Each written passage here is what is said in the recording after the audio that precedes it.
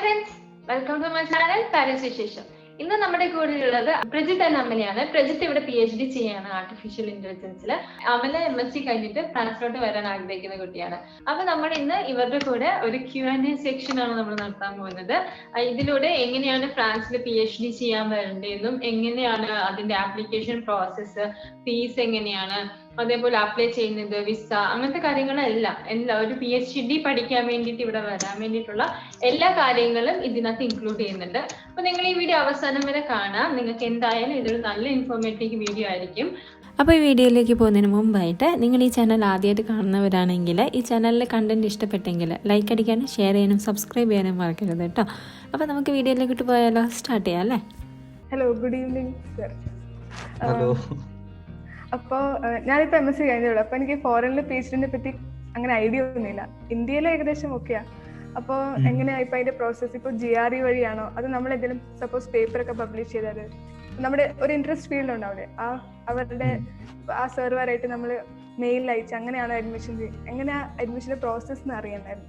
Like എങ്ങനെയാ അവർ admission കിട്ടുന്നത്? ഇതിപ്പോ ഓരോ രാജ്യത്തിലും ഓരോ പോലത്തെ നിയമങ്ങളാണ്. ഇപ്പൊ ഉദാഹരണത്തിന് US എല്ലാവരും GRE എഴുതിയേ പറ്റൂ. ഒരു എന്താ പറയാ, ഒരു സെൻട്രലൈസ്ഡ് പ്രൊസീജിയർ പറയാ. ഇപ്പൊ നമ്മൾ മാസ്റ്റേഴ്സിന് എങ്ങനെയാണോ അപേക്ഷിക്കുക അതുപോലെ തന്നെ PhDക്ക് അപ്ലൈ ചെയ്യുന്നു. പക്ഷെ പ്രധാനമായിട്ടും എനിക്ക് തോന്നുന്നു യൂണിവേഴ്സിറ്റി പ്രൊഫസർ ആയിട്ടുള്ള കോണ്ടാക്ട് ആണ് വേണ്ടത്. അവരുമായിട്ട് സംസാരിച്ച് അവർക്ക് ഫണ്ടിങ് ഉണ്ടെന്ന് ഉറപ്പുവരുത്തുക, പിന്നെ അവരുടെ പ്രോജക്റ്റുമായിട്ട് നമ്മുടെ വിഷൻ മാച്ച് ആണെന്ന് നോക്കുക. ഇതാണ് പ്രധാനം. പക്ഷെ യൂറോപ്പിൽ അല്പം വ്യത്യാസമുണ്ട്. അതായത് ഇപ്പൊ ഇന്ത്യയിൽ 5 വർഷമാണല്ലോ PhD, യൂറോപ്പിലാവട്ടെ 4 വർഷം അല്ലെങ്കിൽ 3 വർഷമാണ്. ഫ്രാൻസിൽ എന്റെ കേസിൽ എടുക്കുകയാണെങ്കിൽ 3 വർഷത്തെ PhD ആണ്. പിന്നെ അതും 2 തരത്തിലുണ്ട്. അതായത് ഒന്നെന്ന് പറഞ്ഞു കഴിഞ്ഞാൽ യൂണിവേഴ്സിറ്റിയിൽ ചെയ്യുന്ന PhD, അല്ലെങ്കിൽ കമ്പനിയിൽ ചെയ്യാൻ പറ്റുന്ന ഇൻഡസ്ട്രിയൽ PhD. 2 ടൈപ്പ് ഉണ്ട്. അപ്പോൾ ഞാൻ ഈ യുറാക്സസ് പറഞ്ഞ സൈറ്റിലൊക്കെ നമ്മൾ സെർച്ച് ചെയ്യാറുണ്ട്. അപ്പോൾ കുറെ ആപ്ലിക്കേഷൻ ഒക്കെ കാണാറുണ്ട്. യൂഷ്വലി റിജക്ഷൻ ആണ് കിട്ടുന്നത്.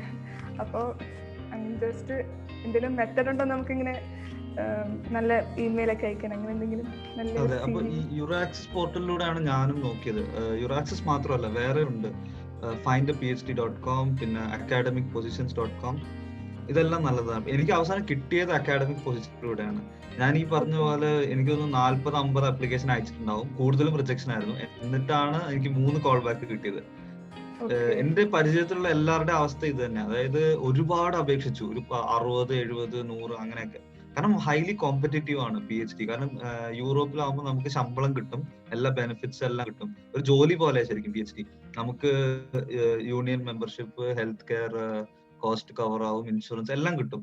അപ്പൊ ശരിക്കും ഒരു ജോലി പോലെ. അപ്പൊ ജോലിക്ക് എടുക്കുമ്പോൾ എത്രത്തോളം മത്സരം ഉണ്ടാവോ അതുപോലെ തന്നെ PhDക്കും അതിനേക്കാളും മത്സരമുണ്ട് PhDക്ക്. അപ്പോ നമ്മൾ ശരിക്കും നമ്മുടെ പ്രൊഫൈൽ എങ്ങനെ ആക്കണം എന്ന് പറഞ്ഞു കഴിഞ്ഞാല് എടുത്ത് കാണണം. നമ്മുടെ ഇപ്പൊ 100 കണക്കിന് അപ്ലിക്കേഷൻസ് ആണ് കിട്ടുന്നത് ഈ പ്രൊഫസർമാർക്ക്. ഞാൻ സംസാരിച്ചിട്ടുണ്ട് 1-2 പ്രൊഫസർമാരോട്. അപ്പൊ അവർക്ക് ഇങ്ങനെ ഓരോ പോസ്റ്റിനും 100-150 അപ്ലിക്കേഷൻ ഒക്കെ കിട്ടുന്നത്. അതിലെല്ലാരെയും അവർക്ക് ഇന്റർവ്യൂ ചെയ്യാൻ സമയമില്ലല്ലോ. അപ്പൊ അവര് ഫിൽട്ടർ ചെയ്തിട്ട് ഒരു 10-20 ഒക്കെ ആക്കി മാറ്റിയിട്ടാണ് ഇന്റർവ്യൂ നടത്തുന്നത്. അപ്പൊ പ്രത്യേകിച്ച് നമ്മൾ വിദേശത്ത് നിന്ന് അപ്ലൈ ചെയ്യുമ്പോൾ നമുക്ക് ചെറിയൊരു ഡിസഡ്വാൻറ്റേജ് ഉണ്ട്. എന്താന്ന് പറഞ്ഞാൽ യൂറോപ്പിലെ ഒരു നിയമമുണ്ട്. യൂറോപ്യൻ യൂണിയനിലെ സിറ്റിസൺസിനാണ് ആദ്യം പ്രയോറിറ്റി കൊടുക്കേണ്ടത്. ഇപ്പൊ എന്തെങ്കിലും ഒരു പോസ്റ്റ് ഇറക്കി കഴിഞ്ഞാൽ 10 ദിവസമെങ്കിലും യൂറോപ്യൻ യൂണിയൻ സിറ്റിസൺസിനെ കാണിക്കണം ആ പരസ്യം. എന്നിട്ടേ ഇന്ത്യൻസിന് അല്ലെങ്കിൽ വിദേശികൾക്ക് അപ്ലൈ ചെയ്യാൻ പറ്റുള്ളൂ എന്നുള്ള നിയമമാണ്.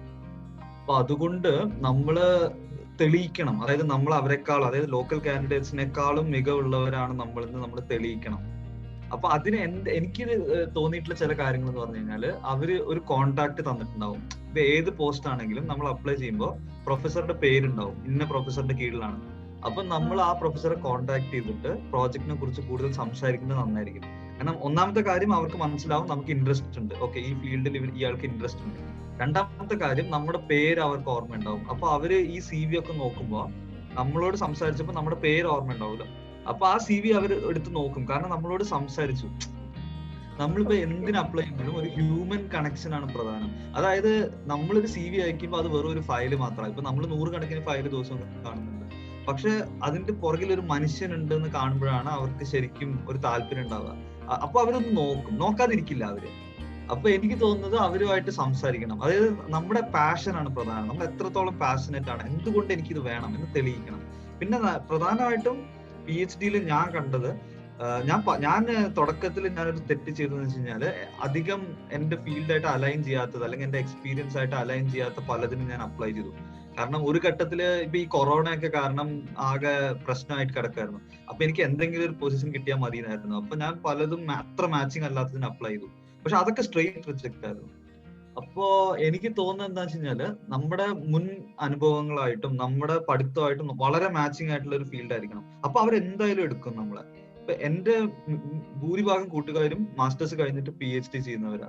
അപ്പൊ എല്ലാവരും എന്താ ചെയ്തെന്ന് വെച്ച് കഴിഞ്ഞാൽ അവരുടെ മാസ്റ്റേഴ്സ് ഫൈനൽ പ്രോജക്ട് എന്തിനെ കുറിച്ചായിരുന്നോ അതുമായിട്ട് ഏറെ ബന്ധമുള്ള ഒരു വിഷയത്തിലാണ് കാരണം എനിക്ക് തോന്നുന്നു ബാച്ചിലേഴ്സ് കഴിഞ്ഞ് മാസ്റ്റേഴ്സ് ചെയ്യുമ്പോൾ ഈ മാസ്റ്റേഴ്സ് ഫൈനൽ പ്രോജക്റ്റ് ആണ് നമ്മുടെ ഒരു മേജർ പ്രോജക്റ്റ് ആയിട്ടുള്ളത്. അപ്പൊ അതുമായിട്ട് ബന്ധപ്പെട്ട ഒരു ഫീൽഡ് ആണെങ്കിലാണ് നമുക്ക് കൂടുതൽ സാധ്യത ഉള്ളത്. കാരണം നമ്മൾ അതിൽ തെളിയിച്ചു കഴിഞ്ഞു, നമ്മുടെ കഴിവ് തെളിയിച്ചു കഴിഞ്ഞു. എന്നാലും നമുക്കിപ്പോ വേറൊരു വിഷയത്തിലാണ് താല്പര്യമെങ്കിൽ അപ്പൊ നമ്മൾ അതിലൊരു പേപ്പറോ അല്ലെങ്കിൽ എന്തെങ്കിലും റിസർച്ചോ ഇന്റേൺഷിപ്പോ എന്തെങ്കിലും ചെയ്തിട്ടുണ്ടെങ്കിൽ അപ്പോഴും സാധ്യത ഉണ്ട്. നമ്മള് പ്രായോഗികമായിട്ടുള്ള അനുഭവം, ഈ വിഷയത്തിൽ പ്രായോഗികമായിട്ടുള്ള അനുഭവം ഉണ്ടെന്ന് കാണിച്ചു കഴിഞ്ഞാൽ നമുക്ക് കിട്ടാൻ വലിയ പ്രയാസമില്ല എന്നാണ് എന്റെ അതുപോലെ ഇപ്പൊ CV സബ്മിറ്റ് ചെയ്യുമ്പോ അത് ഇംഗ്ലീഷ് CV ആവണം അങ്ങനെ എന്തെങ്കിലും നിർബന്ധമുണ്ടോ? ഫ്രഞ്ച് CV അങ്ങനെ? അല്ല, അപ്പൊ എന്റെ ഒരു അഭിപ്രായം എന്ന് പറഞ്ഞു കഴിഞ്ഞാൽ ഭാഷ നോക്കേണ്ട ആവശ്യമില്ല. അതായത് യൂറോപ്പിൽ ഇപ്പൊ ഫ്രാൻസ് മാത്രമല്ല കുറെ രാജ്യങ്ങളുണ്ടല്ലോ. അപ്പൊ ഞാൻ അതില് എനിക്ക് തോന്നിയത് നെതർലാൻഡ്സിലാണെങ്കിൽ നമ്മൾ ഇംഗ്ലീഷ് മാത്രം മതി. അതുപോലെ ബെൽജിയം ആണെങ്കിലും ഇംഗ്ലീഷ് മതി. പിന്നെ സ്വീഡൻ, നോർവേ, ഫിൻലാൻഡ് ഇവിടെ എല്ലാം ഇംഗ്ലീഷാണ് പ്രധാനമായിട്ടും. കാരണം അവിടുത്തെ ഭാഷ ലോക്കൽ ഭാഷ വേറെ ആണെങ്കിൽ പോലും മിക്ക ആൾക്കാരും ഇംഗ്ലീഷ് സംസാരിക്കും. അപ്പൊ ഞാൻ 2 കൊല്ലം സ്വീഡനിൽ ജീവിച്ചപ്പോൾ എനിക്ക് യാതൊരു ബുദ്ധിമുട്ടുണ്ടായില്ല.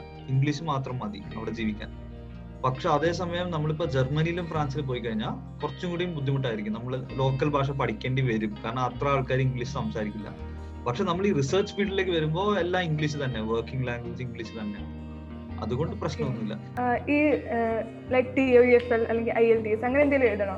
ലൈക് ഇംഗ്ലീഷ് പ്രൊഫിഷ്യൻസി നമ്മളുടെ നല്ലതാണെന്ന് അറിയിക്കാൻ അങ്ങനെ എന്തെങ്കിലും ചെയ്യണം? അത് വേണ്ടി വരും തോന്നുന്നു. നമ്മളിപ്പോ ഇന്ത്യൻ അത് വേണ്ടി വരും തോന്നുന്നു. ഇന്ത്യയിൽ അപ്ലൈ ചെയ്യുമ്പോൾ അത് ഓരോന്നിലും അവർ എഴുതിയിട്ടുണ്ടാവും. പക്ഷെ എന്റെ അഭിപ്രായത്തിൽ ആ ആപ്ലിക്കേഷനിൽ തന്നെ എഴുതിയിട്ടുണ്ടാവും. അവര് എഴുതിയിട്ടുണ്ടാവും. അതായത് IELTS റിക്വയർമെന്റ് 6.0 അല്ലെങ്കിൽ 6.5 എന്തെങ്കിലും ഉണ്ടായിരിക്കും. GRE പക്ഷെ ഇല്ല. യൂറോപ്പില് GRE ആവശ്യമില്ല PhDക്ക്. പക്ഷെ ഇംഗ്ലീഷ് ലാംഗ്വേജ് വേണ്ടി വരും, പല സ്ഥലത്തും വേണ്ടി വരും. പിന്നെ അവിടുത്തെ അക്കോമഡേഷൻ, സ്റ്റൈപ്പൻഡ് അതൊക്കെ എങ്ങനെയാ? അങ്ങനെ സ്റ്റൈപ്പൻഡ് ഈ പറഞ്ഞ അല്ല, സ്റ്റൈപ്പൻഡ് ഓരോ രാജ്യത്തിലും ഓരോ പോലെ. പിന്നെ നമ്മൾ കമ്പനിയിൽ ചെയ്യുമ്പോൾ വ്യത്യാസമുണ്ട്. ഇപ്പൊ ഉദാഹരണത്തിന് ഇവിടെ മേരി ക്യൂറി ഫെലോഷിപ്പ് എന്ന് പറഞ്ഞ ഒരു സംഭവം ഉണ്ട്.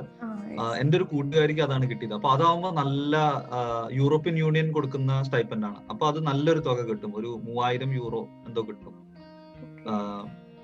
പക്ഷെ ഓരോ രാജ്യത്തിലും ഓരോ പോലെ. ഇപ്പൊ ഞാൻ സ്വീഡന്റെ കാര്യം പറയാം. സ്വീഡനിൽ PhD ചെയ്യുമ്പോൾ 27,000 സ്വീഡിഷ് ക്രൗൺസ് ആണ് കിട്ടുക ഒരു മാസം ശമ്പളമായിട്ട്. അതിപ്പോ നമ്മുടെ നാട്ടിലെ ഒരു 1.25 ലക്ഷം അല്ലെങ്കിൽ 2 ലക്ഷത്തിനടുത്തായിട്ട് വരും. 2 ലക്ഷത്തിനടുത്ത്. ഇപ്പൊ എന്റെ കേസിലും എനിക്ക് ഏതാണ്ട് അതുപോലെയാണ് കിട്ടുന്നത് ഫ്രാൻസില്. പക്ഷെ ഇപ്പൊ നമ്മൾ എസ്റ്റോണിയയിൽ പോയിന്ന് വെച്ചോ, എസ്റ്റോണിയ, ലിത്വേനിയ അവിടെയൊക്കെ ഇച്ചിരി കുറവാണ്. അവിടെ 600 യൂറോ 700 യൂറോ അങ്ങനെ ആയിരിക്കും. അതായത് നമ്മുടെ നാട്ടിലെ ഒരു 80,000 അടുത്ത് അല്ലെങ്കിൽ 70,000 പക്ഷെ പോർച്ചുഗലിലാവട്ടെ, പോർച്ചുഗലിൽ 1000 യൂറോ 1200 യൂറോ അങ്ങനെ. അപ്പൊ ഓരോ രാജ്യത്തിലും വ്യത്യാസമുണ്ട്. പക്ഷെ ഏറ്റവും കൂടുതൽ കിട്ടുന്നത് സ്വിറ്റ്സർലാൻഡിലും നോർവേയിലും ആണ്. പക്ഷെ അതേപോലെ അവിടെ ചെലവും കൂടുതലാണ്. അപ്പൊ അവിടെ അപ്പൊ അതുകൊണ്ട് അത് ഈക്വലൈസ് ആയി പോകും. സാലറിയും നമുക്ക് ഒരു വർക്ക് ചെയ്യുന്ന പോലത്തെ സാലറി ആയിരിക്കും നമുക്ക് സ്റ്റൈപ്പൻഡ് ആയിട്ട് ഇവിടെ കിട്ടുക അല്ലേ? അതെ. അപ്പോ ഇപ്പൊ 2 തരത്തിലുണ്ടെന്ന് ഞാൻ പറഞ്ഞില്ല. യൂണിവേഴ്സിറ്റി എംപ്ലോയിഡ് ആയിട്ടുണ്ട്, അല്ലെങ്കിൽ ഇൻഡസ്ട്രി എംപ്ലോയിഡ് ആയിട്ട്. ഇപ്പൊ ഉദാഹരണത്തിന് എന്റെ ഒരു ഫ്രണ്ട് ഇതുപോലെ ഇൻഡസ്ട്രി എംപ്ലോയിഡ് ആണ്. അപ്പൊ ഇൻഡസ്ട്രിയിൽ ജോലി ചെയ്യുന്നു, എന്നിട്ട് അവര് ഒരു യൂണിവേഴ്സിറ്റിയിൽ രജിസ്റ്റർ ചെയ്തിട്ട് PhD ചെയ്യണം. ഇപ്പൊ എന്റെ കേസിൽ ഏതാണ്ട് അതുപോലെയാന്ന് പറയാം. ഇപ്പൊ എന്റെ ഒരു ഗവൺമെന്റ് ഫണ്ടഡ് റിസർച്ച് ലാബാണ്. പിന്നെ ഞാനൊരു യൂണിവേഴ്സിറ്റിയിൽ രജിസ്റ്റർ ചെയ്തിട്ട് PhD ചെയ്യുന്നു അങ്ങനെ. പക്ഷെ അല്ലെങ്കിൽ എന്താന്ന് വെച്ച് കഴിഞ്ഞാൽ നമ്മൾ യൂണിവേഴ്സിറ്റിയിലെ എംപ്ലോയി ആയിട്ട് അവരെടുക്കും, നിയമിക്കും നമ്മളെ. അപ്പൊ നമുക്ക് ശമ്പളവും ബെനിഫിറ്റ്സ് എല്ലാം കിട്ടും. നമ്മൾ PhD ചെയ്യുന്നു, പക്ഷെ അതേസമയം നമ്മൾ ഡിപ്പാർട്ട്മെന്റൽ ഡ്യൂട്ടീസ് ചെയ്യാൻ വേണം. അതായത് നമ്മള് ചിലപ്പോൾ പഠിപ്പിക്കേണ്ടി വരും, അല്ലെങ്കിൽ TA ആയിട്ട് ജോലി ചെയ്യേണ്ടി വരും. അങ്ങനെ എന്തെങ്കിലും അക്കാഡമിക് ഡ്യൂട്ടീസിൽ സഹായിക്കണം ചെറുതായിട്ട്. അക്കാഡമിക് ഡ്യൂട്ടിയിൽ സഹായിക്കണം എന്ന് പറഞ്ഞല്ലോ, അപ്പൊ അതും നമുക്ക് ഫ്രഞ്ച് അറിയാണ്ട് എങ്ങനെയാണത്? ഫ്രാൻസിൽ ഞാൻ അങ്ങനത്തെ ഞാൻ ശ്രദ്ധിച്ചിട്ടില്ല, അങ്ങനെ ഉണ്ടെന്ന് എനിക്ക് തോന്നുന്നില്ല. ഞാൻ വേറെ യൂറോപ്യൻ രാജ്യങ്ങളിലെ കാര്യങ്ങളാണ് പറഞ്ഞത്. പക്ഷെ ഫ്രാൻസിനാണെങ്കിൽ ഫ്രഞ്ച് അറിഞ്ഞേ പറ്റൂ, ഇങ്ങനെ പഠിപ്പിക്കാനുള്ളതാണെങ്കിൽ ഫ്രഞ്ച് അറിഞ്ഞേ പറ്റൂ. അപ്പൊ അതുകൊണ്ട് ഫ്രാൻസിൽ നോക്കുകയാണെങ്കിൽ ഇൻഡസ്ട്രിയൽ ടൈപ്പ് അല്ലെങ്കിൽ റിസർച്ച് ലാബ് ആയിട്ടുള്ളത് നോക്കിയാൽ മതി. അങ്ങനെയാണ് കൂടുതൽ ആൾക്കാർ എടുത്തിട്ടുള്ളത് ഇവിടെ. കാരണം അല്ലെങ്കിൽ ഇവിടെ എനിക്ക് തോന്നുന്നു ഫ്രാൻസിലെ നിയമം അനുസരിച്ച് നമ്മൾ യൂണിവേഴ്സിറ്റിയിൽ പഠിക്കുമ്പോൾ എല്ലാ കേസിനും സ്റ്റൈപ്പൻഡ് കിട്ടില്ല. അതായത് അവർക്ക് ഫണ്ടിങ് ഉണ്ടെങ്കിൽ മാത്രമേ അവർ യൂണിവേഴ്സിറ്റിയിൽ ആണെങ്കിൽ സ്റ്റൈപ്പൻഡ് തരുള്ളൂ. അതുകൊണ്ട് ഏറ്റവും സേഫ് ഓപ്ഷൻ എന്ന് പറഞ്ഞാൽ ഏതെങ്കിലും റിസർച്ച് ലാബ് കണ്ടുപിടിച്ചിട്ട് അവരുമായിട്ട് ചെയ്യുന്നത്, അവരുടെ സഹകരണമായിട്ട് ചെയ്യുന്നത് നല്ലത്. പിന്നെ കോഴ്സ് വർക്ക് ഒക്കെ ഉണ്ടോ അവിടെ PhD ചെയ്യുമ്പോൾ? ഇത്ര ക്രെഡിറ്റ്സ് വേണം അങ്ങനെ എന്തെങ്കിലും? അതും ഓരോ കോഴ്സ് അനുസരിച്ചിരിക്കും, ഓരോ യൂണിവേഴ്സിറ്റിക്ക് ഓരോ റിക്വയർമെന്റ് ആണ്. ഇപ്പൊ എന്റെ കേസിൽ എനിക്ക് കോഴ്സ് വർക്ക് ഉണ്ട്, ഇളവ് തന്നിരിക്കുക. അതായത് ഇപ്പൊ ഇൻഡസ്ട്രി ടൈപ്പ് ആയിട്ട് ചെയ്യുന്ന റിസർച്ച് ലാബിൽ ചെയ്യുന്നുണ്ട്, അവര് ഇളവ് പോലെ തന്നിരിക്കുക. അതായത് ഞാൻ കോഴ്സ് വർക്കിന്റെ ഇക്വാലന്റ് ആയിട്ട് ചെയ്യണം. ഒന്നെങ്കിൽ എനിക്ക് മാസ്റ്റർ ലെവൽ കോഴ്സസ് ചെയ്യാം യൂണിവേഴ്സിറ്റിയിൽ, അല്ലെങ്കിൽ എനിക്ക് ഇങ്ങനെ സെമിനാർസ് പിന്നെ കോൺഫറൻസസ് അറ്റൻഡ് ചെയ്യുന്നതും പിന്നെ ഓൺലൈൻ കോഴ്സസ് അറ്റൻഡ് ചെയ്യുന്നതും അതിനൊക്കെ ക്രെഡിറ്റ് കിട്ടും. അപ്പൊ അങ്ങനെ അവർ പറഞ്ഞിരിക്കുന്നത് almost 50 hours of non technical, 50 hours of technical courses, കൂടാതെ നമ്മൾ പബ്ലിക്കേഷൻസ് ഒക്കെ വേണം. അതാണ് അവർ വെച്ചിരിക്കുന്ന റിക്വയർമെന്റ്. ഇപ്പോ ഉദാഹരണത്തിന് ഇപ്പോ ഞാൻ സ്വീഡനിലായിരുന്നു, അപ്പൊ അവിടെ എങ്ങനെ റിക്വയർമെന്റ് എന്ന് വെച്ച് കഴിഞ്ഞാൽ അവിടെ 60 ക്രെഡിറ്റ് പഠിക്കണം. അപ്പൊ ആദ്യത്തെ 1 വർഷം പഠിക്കും 60 ക്രെഡിറ്റ്, പിന്നെ 3 വർഷം PhD, അപ്പൊ 4 years ആണ്. ഇവിടെ 3 years PhD ആയതുകൊണ്ട് ആ കോഴ്സ് വർക്ക് അത്രയും സ്ട്രോങ് ആയിട്ടില്ല. പിന്നെ വിസ പ്രോസസിങ് അതൊക്കെ എങ്ങനെയാണ്? സ്റ്റുഡന്റ് വിസ പ്രോസസിങ് പോലെ തന്നെയാണോ അതോ വേറെ സെപ്പറേറ്റ് ആയിട്ടുള്ള കാര്യങ്ങളാണോ? അപ്പോ നമ്മൾ PhDക്ക് അപ്ലൈ ചെയ്യുമ്പോൾ നമ്മൾ വളരെ പ്രിവിലേജ്ഡ് കാറ്റഗറി പോലെയാണ് അവർ കണക്കാക്കുന്നത്. അപ്പൊ അതൊരു പ്രത്യേക തരം വിസയാണ്. അത് വെച്ചിട്ട് നമുക്ക് അത് പെട്ടെന്ന് പ്രോസസ് ചെയ്യും, പിന്നെ അത് റിജക്ട് ചെയ്യാനുള്ള സാധ്യതയൊക്കെ വളരെ കുറവാണ്. നമുക്ക് ഡോക്യുമെന്റ്സ് ഉണ്ടെങ്കിൽ അത് അവർ തരും. പിന്നെ ഇപ്പൊ ഈ കൊറോണയുടെ സമയത്ത് പോലും ബാക്കിയുള്ള ആൾക്കാരെ അവര് കടന്നു പോകാൻ സമ്മതിച്ചില്ല, പക്ഷെ ഈ വിസ ഉള്ളവരൊക്കെ അവര് എളുപ്പത്തിൽ കടത്തി വിടും അങ്ങനെ. പിന്നെ എനിക്കിപ്പോ ഉദാഹരണത്തിന് ഇവിടെ വന്നിട്ട് റെസിഡൻസ് പെർമിറ്റ് കിട്ടിയപ്പോ എന്റെ കോൺട്രാക്ട് ഡ്യൂറേഷൻ 3 വർഷമായിരുന്നു. അപ്പൊ അവര് 3 വർഷത്തേക്ക് വിസ ഡയറക്റ്റ് തന്നു. പക്ഷെ ചില കേസസിൽ അവര് 1 വർഷത്തേക്ക് തന്ന് പിന്നെ റിന്യൂ ചെയ്യിപ്പിക്കും അങ്ങനെ. അപ്പൊ അത് ഡിപ്പെൻഡ് ചെയ്യും, അതായത് ഓരോ ആൾക്കാരുടെ ഇതനുസരിച്ചിരിക്കും. പക്ഷെ എനിക്ക് 3 വർഷത്തേക്ക് കിട്ടിയത്, കാരണം എന്റെ കോൺട്രാക്ട് അവര് CDD എന്ന് പറഞ്ഞൊരു കോൺട്രാക്ട് ആണ്, അത് limited time contract, 3 years contract. അപ്പൊ അതനുസരിച്ച് അവര് വിസ തന്നു. വിസ അപ്ലൈ ചെയ്യുന്നത് എങ്ങനെയായിരിക്കും? BFS വഴിയാണോ അതോ ക്യാമ്പസ് ഫ്രാൻസ് അങ്ങനെ? അപ്പോ ഫ്രാൻസിന്റെ ഇമിഗ്രേഷൻ വെബ്സൈറ്റ് വളരെ നല്ലതാണ്. ഞാൻ കണ്ടിട്ടുള്ളതിൽ വെച്ച് ഏറ്റവും നല്ല വെബ്സൈറ്റുകളിൽ ഒന്നാണ്. അതായത് അവർക്ക് എല്ലാ തരത്തിലുള്ള ഇൻഫർമേഷനും ഉണ്ട്. പിന്നെ നമുക്കിങ്ങനെ ഒരു ഇന്ററാക്റ്റീവ് വെബ് ആപ്പ് പോലെ. അപ്പൊ നമുക്ക് ടൈപ്പ് ചെയ്യാം, ഓക്കെ ഞാൻ ഇന്ന രാജ്യത്തു നിന്നാണ്, എനിക്ക് ഇന്ന പ്രായമാണ്, എനിക്ക് ഇന്ന ക്വാളിഫിക്കേഷൻസ് ഉണ്ട് എന്ന് നമ്മൾ കൊടുക്കുമ്പോൾ അവർ കൃത്യമായിട്ട് പറയും, okay you should apply for this kind of visa. കൃത്യമായിട്ട് എഴുതിയിട്ടുണ്ട് അതിന്റെ പ്രൊസീജിയറും എല്ലാം. അപ്പോ ഞാൻ അങ്ങനെ ഏജന്റിനെ സമീപിച്ചില്ല, ഞാൻ ഫ്രഞ്ച് ഗവൺമെന്റ് വെബ്സൈറ്റിലൂടെ തന്നെ അപ്ലൈ ചെയ്തു. ഞാൻ അപ്ലൈ ചെയ്ത സമയത്ത് ഞാൻ സ്വീഡനിലായിരുന്നു, അതുകൊണ്ട് അവിടുത്തെ എംബസിയിൽ അപ്പോയിന്റ്മെന്റ് എടുത്തു. ഇന്ത്യയിലാവുമ്പോൾ എനിക്ക് തോന്നുന്നു ഇന്ത്യയിൽ കോൺസുലേറ്റ് ഉണ്ടാവും, കൊൽക്കത്തയിലും മുംബൈയിലും ഡൽഹിയിലൊക്കെ ഉണ്ടെന്ന് തോന്നുന്നു കോൺസുലേറ്റ്. അപ്പൊ അവിടെ എവിടെയെങ്കിലും പോയിട്ട് അപ്പോയിന്റ്മെന്റ് എടുക്കേണ്ടി വരും. അപ്പോ അപ്പോയിന്റ്മെന്റിൽ അവർ കാര്യമായിട്ട് ചോദിക്കൊന്നുമില്ല. അതായത് പ്രധാനമായിട്ടും അവർക്ക് കാണേണ്ടത് നമ്മുടെ കോൺട്രാക്ട് ശരിക്കുള്ള കോൺട്രാക്ട് ആണോ, നമ്മൾ എന്ത് തരം റിസർച്ച് ആണ് ചെയ്യാൻ പോകുന്നത്, എവിടെയാണ് നമ്മുടെ സോഴ്സ് ഓഫ് ഫണ്ടിങ്, എന്താണ്, എവിടെയാണ് താമസിക്കാൻ പോകുന്നത്, ഇത്തരം കാര്യങ്ങളാണ് അവർക്ക് അറിയേണ്ടത്. പക്ഷെ നമ്മൾ PhDക്ക് അല്ലേ പോകുന്നത്, അതുകൊണ്ട് അവർ അത്രയും സ്ക്രൂട്ടിനി ഉണ്ടാവില്ല. അതാണ് ഒരു ഗുണം. ഈ ടാലന്റ് പാസ്പോർട്ട് വിസ ആകുമ്പോൾ അവര് നമ്മളങ്ങ് കടത്തി വിടും, കാരണം പ്രിവിലേജ്ഡ് ആൾക്കാരാണ്. അങ്ങനെ വീടിന്റെ കാര്യം ചോദിച്ചില്ല, അക്കോമഡേഷന്റെ കാര്യം ചോദിച്ചില്ല. അക്കോമഡേഷൻ അപ്പൊ ഇവിടെ സയൻസ് അക്യുവേൽ എന്ന് പറഞ്ഞിട്ട് ഒരു വെബ്സൈറ്റ് ഉണ്ട്. അവരിങ്ങനെ റിസർച്ചേഴ്സിനെ സഹായിക്കാനുള്ള ഒരു വെബ്സൈറ്റ് ആണ്. നമുക്ക് വിവരങ്ങൾ കിട്ടും, അതായത് എങ്ങനെ ഫ്രഞ്ച് കോഴ്സസ് പഠിക്കാം, പിന്നെ എങ്ങനെ വീട് കണ്ടുപിടിക്കാം, പിന്നെ ബാങ്ക് അക്കൗണ്ട് ഉണ്ടാക്കാം, അങ്ങനെ കുറെ കാര്യങ്ങൾ എല്ലാം റിസർച്ചേഴ്സിനെ സഹായിക്കാൻ വേണ്ടി വെച്ചിരിക്കുക. അത് അവർ ഇംഗ്ലീഷ് സംസാരിക്കുകയും ചെയ്യും. അപ്പൊ നമ്മളെ പോലത്തെ ആൾക്കാർക്ക് അത് വളരെ ഉപയോഗപ്രദമാണ്. അപ്പൊ അതിൽ അക്കൗണ്ട് ഉണ്ടാക്കുക. ഇപ്പൊ ഇവിടെ വരുന്നതാണെങ്കിൽ സയൻസ് അക്യുവേലില് അക്കൗണ്ട് ഉണ്ടാക്കുക, എന്നിട്ട് അങ്ങനെ ഒരു അപ്ലിക്കേഷൻ പോലെ കൊടുക്കാം, എനിക്ക് ഇന്ന വിഷയത്തിൽ ഒരു സഹായം വേണം എന്ന് പറഞ്ഞ ഒരു ഓപ്ഷൻ കൊടുത്താൽ മതി. അപ്പൊ അവരൊരാളെ അസൈൻ ചെയ്യും ആ കേസിന്, എന്നിട്ട് നമുക്ക് എല്ലാ വിവരങ്ങളും അയച്ചു തരും. ഉദാഹരണത്തിന് ഞാൻ വീട് അപ്ലൈ ചെയ്തപ്പോ ഞാൻ ഇങ്ങനെ ഇന്ന തരത്തിലുള്ള വീടാണ് വേണ്ടത്, ഈ വാടകയുടെ റേഞ്ച് ലൈക്ക് 500 to 600 അങ്ങനെ എന്തോ കൊടുത്തു, 500 to 700 euros. പിന്നെ ഞാൻ ഏരിയയിൽ വേണം എല്ലാം നമുക്ക് കൊടുക്കാൻ പറ്റും. അപ്പൊ അവര് ഓരോ ആഴ്ചയും എനിക്ക് ലിസ്റ്റിംഗ് തരും. അതായത് ഇങ്ങനെ ഇത്രയും ഫ്ലാറ്റുകൾ അവൈലബിൾ ആണ് എന്ന് പറഞ്ഞ് ലിസ്റ്റിംഗ് തരും. അപ്പൊ അതിൽ അവര് കോൺടാക്ട് ഡീറ്റെയിൽസും അവരുടെ ഫോട്ടോസും ഒക്കെ ഉണ്ടാവും.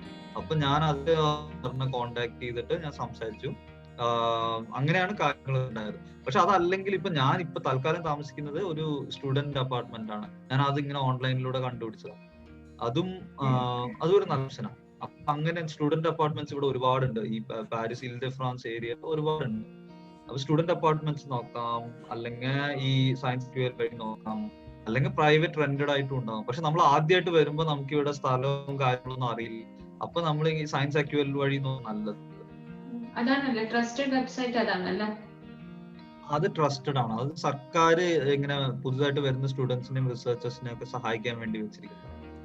ഞാൻ ഇപ്പോഴും അത് ഉപയോഗിക്കുന്നുണ്ട്. അതായത് ഓരോ കാര്യങ്ങൾക്ക് ഞാൻ ഫ്രഞ്ച് കോഴ്സിന് അപ്ലൈ ചെയ്യാനും പിന്നെ ബാങ്ക് അക്കൗണ്ടിന്റെ സഹായിക്കണം. ബാങ്ക് അക്കൗണ്ട് അതൊരു വലിയ കഥയാണ്. അതായത് ഇവിടെ എനിക്ക് അറിയണ്ടില്ല എങ്ങനെ ബാങ്ക് അക്കൗണ്ട് ഉണ്ടാക്കണമെന്ന്. പക്ഷെ നമുക്ക് ശമ്പളമൊക്കെ കിട്ടണമെങ്കിൽ ബാങ്ക് അക്കൗണ്ട് സെറ്റപ്പ് ചെയ്യണമല്ലോ. അപ്പൊ ഞാൻ ഇവർക്കൊരു റിക്വസ്റ്റ് അയച്ചു. ഇവര് എനിക്കൊരു ലെറ്റർ ഒക്കെ അയച്ചു തന്നു ഫ്രഞ്ചിൽ. എന്നിട്ട് പറഞ്ഞു നിങ്ങൾ ഇന്ന ബ്രാഞ്ചിൽ ഇന്ന ആളോട് പോയി സംസാരിക്കും. അപ്പൊ ഞാൻ പ്രിന്റ് ഔട്ട് എടുത്തിട്ട് ആ ബ്രാഞ്ചിൽ പോയിട്ട് ഈ കത്ത് കാണിച്ചു കൊടുത്തു. അപ്പൊ അവരെല്ലാം എനിക്ക് ചെയ്തു തന്നു. അപ്പൊ അങ്ങനെ ശരിക്കും വളരെ ഉപയോഗപ്രദമായ ഒരു സർവീസ് ആണത്. ഇൻസ്റ്റിറ്റ്യൂഷൻസിൽ ഫീസ് ഉണ്ടാവില്ലേ ഓരോ ഇൻസ്റ്റിറ്റ്യൂട്ടിലും? PhD ഫീസ് ഉണ്ടാവും.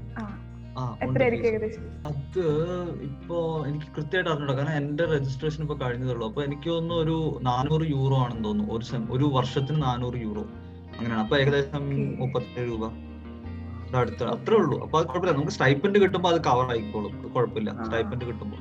അപ്പൊ അതുകൊണ്ടാണ് ഞാൻ പറഞ്ഞു ഇപ്പൊ റിസർച്ച് ഇൻസ്റ്റിറ്റ്യൂട്ട് വഴി ചെയ്യുന്നതാണ് നല്ലത്. അപ്പൊ നമുക്ക് സ്റ്റൈപ്പൻഡ് കിട്ടും. പിന്നെ ഫണ്ടിങ് ഉറപ്പാണ്. അവര് കോൺട്രാക്ട് വെക്കുമ്പോൾ നമുക്ക് ഫണ്ടിങ് ഉറപ്പാണ് ഇത്രയും കാലാവധിക്ക്. അപ്പൊ നമുക്ക് കിട്ടുന്ന സ്റ്റൈപ്പൻഡ് തന്നെ നമ്മുടെ ഫീസും നമ്മുടെ എക്സ്പെൻസും നമ്മുടെ എല്ലാ കാര്യങ്ങളും കവർ ചെയ്ത് പോകും. എല്ലാം കവർ ചെയ്ത് പോകും. അത് വലിയ പ്രയാസമൊന്നുമില്ല. ഇവിടെ ടാക്സ് അധികം ഇല്ല. ഇപ്പൊ നമ്മൾ PhD സ്റ്റുഡൻസ് ആകുമ്പോൾ നമുക്ക് 20% ടാക്സ് ആണ് ഉള്ളത്. പിന്നെ എനിക്ക് തോന്നുന്നു ഏറ്റവും കൂടുതൽ ചെലവാകുന്നത് വാടകയ്ക്കാണ്. അപ്പൊ ഷെയർഡ് ആയിട്ട് എടുത്തു കഴിഞ്ഞാൽ കുറെ ചെലവ് കുറയ്ക്കാം. ഷെയർഡ് ആയിട്ട് എടുത്തു കഴിഞ്ഞാൽ ഇപ്പൊ ഞാൻ സിംഗിൾ ആയിട്ടാണ് താമസിക്കുന്നത്. അപ്പൊ നമുക്ക് അതിന്റെ ചെലവ് വരും. അതല്ലെങ്കിൽ ജീവിച്ചു പോകാൻ ഒരു കുഴപ്പമില്ല. സേവിങ്സും ഉണ്ടാക്കാം ശരിക്കും. പിന്നെ ഒരു കാര്യം കൂടി ലാസ്റ്റ്, ഇപ്പൊ നമ്മള് അപ്ലൈ ചെയ്യുമ്പോൾ ഏർലി സ്റ്റേജ് റിസർച്ചർ എന്ന ഒരു ടേം യൂസ് ചെയ്യാറുണ്ട്. അതെന്താന്ന് ശരിക്കും? നമ്മൾ MSc കഴിഞ്ഞ സ്റ്റുഡൻസ് ആണോ അതോ PhDക്ക് എൻറോൾ ആയ സ്റ്റുഡൻസ് ആണോ ഏർലി സ്റ്റേജ് റിസർച്ച്? അതൊരു കൺഫ്യൂസിംഗ് ആണ്. ശരിയാണ്. ഏർലി സ്റ്റേജ് റിസർച്ച് എന്ന് പറയുമ്പോൾ MSc കഴിഞ്ഞവരാണ് അവർ ഉദ്ദേശിക്കുന്നത് സത്യത്തിൽ. റിസർച്ച് എക്സ്പീരിയൻസ് ഇല്ലാത്ത early stage first year PhD type ആണ് ഉദ്ദേശിക്കുന്നത്. അല്ല, അപ്പൊ PhD കോഴ്സിന് എൻറോൾ ചെയ്യണം നിർബന്ധമില്ലല്ലോ? ഇല്ല. PhD കോഴ്സിന് ക്ഷണിക്കുകയാണല്ലോ. അപ്പൊ ഏർലി സ്റ്റേജ് റിസർച്ച് എന്ന് പറഞ്ഞു കഴിഞ്ഞാൽ അതെന്താന്ന് ഞാൻ പറയും. ഏർലി സ്റ്റേജ് റിസർച്ച് എന്ന് പറഞ്ഞാൽ അതൊരു പോസ്റ്റ് ആണ്. നമ്മൾ അതിൽ അപ്ലൈ ചെയ്യുന്നു, നമ്മൾ റിസർച്ചർ ആയിട്ട് ഒരു ജോലി ചെയ്യുന്നു, എന്നിട്ട് അവര് PhD എൻറോൾമെന്റ് നടത്തുന്നു. അങ്ങനെയാണ് ഓൺ ദി സൈഡ്. ഇപ്പൊ എന്റെ ഒരു ഫ്രണ്ട് ഇതുപോലെ സ്പെയിനിൽ ഇങ്ങനെ ഏർലി സ്റ്റേജ് റിസർച്ചർ പൊസിഷനെ കിട്ടിയത്. അപ്പൊ അത് എംപ്ലോയ്മെന്റ് ആണ് ഒരു കമ്പനിയിൽ റിസർച്ചർ ആയിട്ട്. അതേസമയം അവിടുത്തെ ഒരു ലോക്കൽ യൂണിവേഴ്സിറ്റിയിൽ രജിസ്റ്റർ ചെയ്യുകയും ചെയ്യുന്നു. അങ്ങനെ. അപ്പൊ ഏർലി സ്റ്റേജ് റിസർച്ചർ എന്ന് പറയുമ്പോൾ അവർ അതാ ഉദ്ദേശിക്കുന്നത്. മാസ്റ്റേഴ്സ് കഴിഞ്ഞിട്ട് റിസർച്ച് തുടങ്ങാൻ പോകുന്ന ഒരു വ്യക്തി. അപ്പൊ PhD രജിസ്റ്റർ ചെയ്യാം സൈഡിൽ. അങ്ങനെ.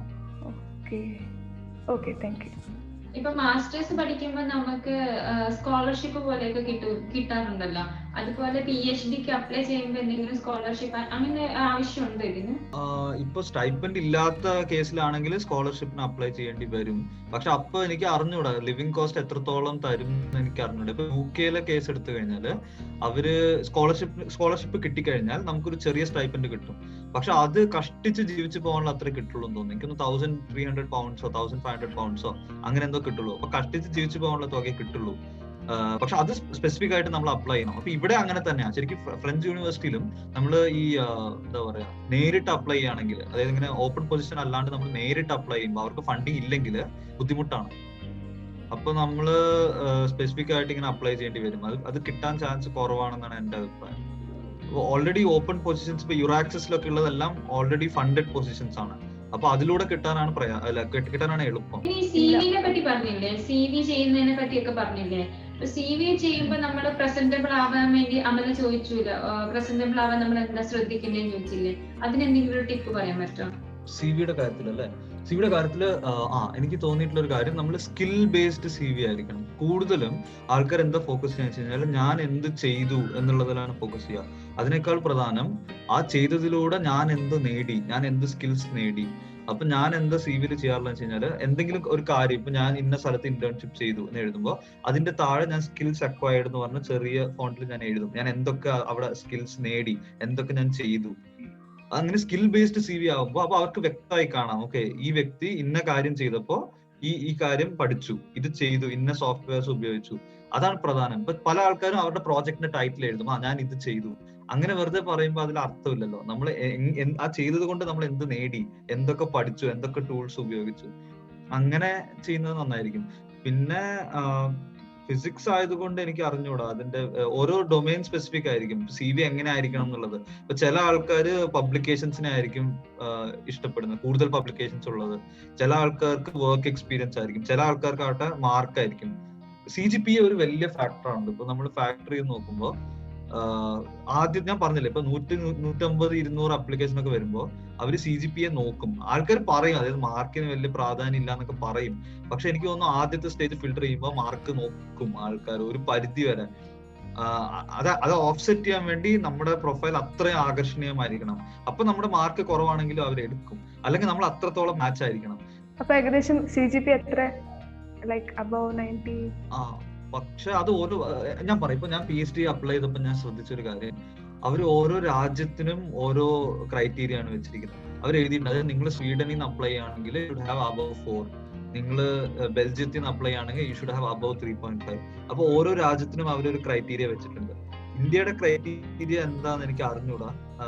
പക്ഷെ അത്രയും കുഴപ്പമുണ്ടാവും തോന്നുന്നില്ല. അതായത് നമ്മൾ നല്ലൊരു പ്രൊഫൈൽ ഉണ്ടാക്കി കഴിഞ്ഞാൽ, പിന്നെ പ്രൊഫസറായിട്ടൊരു നല്ല ബന്ധം സ്ഥാപിച്ചു കഴിഞ്ഞാൽ, തുടക്കത്തിൽ സംസാരിച്ച് പ്രോജക്റ്റിനെ പറ്റി, അപ്പോ നമുക്ക് കിട്ടാൻ ചാൻസ് ഉണ്ട്. അതാണ് എനിക്ക് തോന്നുന്നത്. കാരണം എത്രയോ ആൾക്കാർ അപ്ലൈ ചെയ്യുന്നു PhDക്ക്. ഇവിടെ വേറൊരു കാര്യം എന്താന്ന് പറഞ്ഞാൽ, കൂടുതൽ യൂറോപ്യൻസും മാസ്റ്റേഴ്സ് കഴിഞ്ഞ് നിർത്താറാണ് പതിവ്. PhDക്ക് പോവാറില്ല. അത്ര അധികം ആ ഫീൽഡിൽ പാഷനേറ്റ് ആയ ആൾക്കാർ മാത്രമേ പോവാറുള്ളൂ ഫീൽഡിൽ. അപ്പൊ നമുക്കൊരു ചാൻസ് ഉണ്ട്, കാരണം ഇവിടെ ഒരുപാട് ഓപ്പണിങ്സ് ഉണ്ട്, കുറെ റിസർച്ച് നടക്കുന്നുണ്ട്. അപ്പൊ അവർക്ക് കുറെ ആളുകളെ വേണം, കുറെ റിസർച്ചേഴ്സിനെ വേണം അവർക്ക്. അപ്പൊ അതുകൊണ്ട് ഇന്ത്യയിൽ നിന്നും ചൈനയിൽ നിന്നൊക്കെ ഒരുപാട് റിസർച്ചേഴ്സ് ഇവിടെ വരുന്നുണ്ട്. അപ്പൊ തീർച്ചയായിട്ടും അവസരങ്ങളുണ്ട്, അതിൽ യാതൊരു സംശയമില്ല. അപ്പൊ thank you Amala, thank you ചേട്ടാ. നല്ലൊരു വീഡിയോ ആയിരുന്നു. അതുപോലെ ഒരുപാട് ഇൻഫർമേഷൻസ് ഇപ്പൊ എനിക്ക് മനസ്സിലാക്കാൻ പറ്റി. അതുപോലെ എനിക്ക് ഒരുപാട് കാര്യം അറിയില്ലായിരുന്നു PhDനെ പറ്റിയിട്ട്. പക്ഷെ ചേട്ടൻ നന്നായിട്ട് എക്സ്പ്ലെയിൻ ചെയ്തു, നല്ല രീതിയിൽ തന്നെ എക്സ്പ്ലെയിൻ ചെയ്തു. കാരണം എങ്ങനെയാണ് CV എടുക്കേണ്ടത്, എങ്ങനെയാണ് പ്രൊഫസറിനെ കൂടെയുള്ള ഒരു മീറ്റിംഗ്, അതാണ് ഏറ്റവും ഇമ്പോർട്ടന്റ് ആയിട്ട് പറഞ്ഞതിൽ എനിക്ക് ഏറ്റവും ഇഷ്ടപ്പെട്ട കാര്യം. കാരണം നമ്മൾ പലർക്കും അറിയാത്തൊരു കാര്യമാണത്. അതായത് ഒരു പ്രൊഫസറായിട്ട് ഒരു മീറ്റ് ചെയ്ത് നമ്മളൊരു ബന്ധം സ്ഥാപിച്ചു കഴിഞ്ഞാൽ നമുക്ക് കിട്ടാനുള്ള ചാൻസ് കൂടുതലായിരിക്കും. അത് ഏറ്റവും നല്ലൊരു വലിയൊരു പോയിന്റ് ആണ് അത് ചേട്ടൻ ഞങ്ങളുടെ അടുത്ത് ഷെയർ ചെയ്തതിന് ഒത്തിരി താങ്ക്സ് ഉണ്ട്. അപ്പൊ നിങ്ങൾക്ക് ഈ വീഡിയോ ഇഷ്ടപ്പെട്ടെങ്കിൽ, ഇതൊരു നല്ല ഇൻഫോർമേറ്റീവ് വീഡിയോ ആയിട്ട് നിങ്ങൾക്ക് തോന്നിയിട്ടുണ്ടെങ്കിൽ ഇത് ലൈക്ക് അടിക്കാനും ഷെയർ ചെയ്യാനും സബ്സ്ക്രൈബ് ചെയ്യാനും മറക്കരുത് കേട്ടോ.